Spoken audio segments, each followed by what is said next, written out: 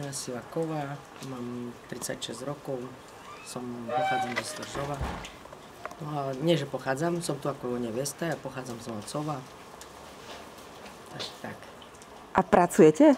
Nie, som doma na pridávku, ja nemám žiadny príjem, manžel pracuje, proste je zamestnaný, ale ja si ťažko môžem nájsť prácu, lebo pokiaľ som skončila takú školu, špeciálnu základnú, tak si kvôli tomu nemôžem nájsť prácu. Ste boli na nejakých pohovoroch?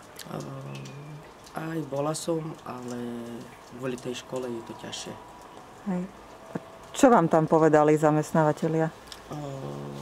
Proste, kde pôjdete, tak pýtajú výčný papier. Proste, a keď nemáte ten výčný papier, tak potom máte problém s tým, že vás nechcú zamestnať. Bola som sa pýtať aj v Tesku, aj v Lidli, proste je to ťažké. Povedali mi, že mi zavolajú, ale doteraz nezavolali.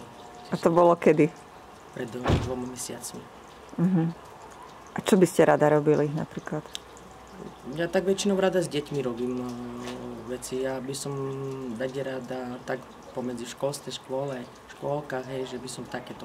Ale zručnosti mám, čiže by som mohla urobiť všetko možné, lebo aj šiť viem, aj takéto veci. Proste len, že to je také, no, že ťažké. Ďakujem pekne.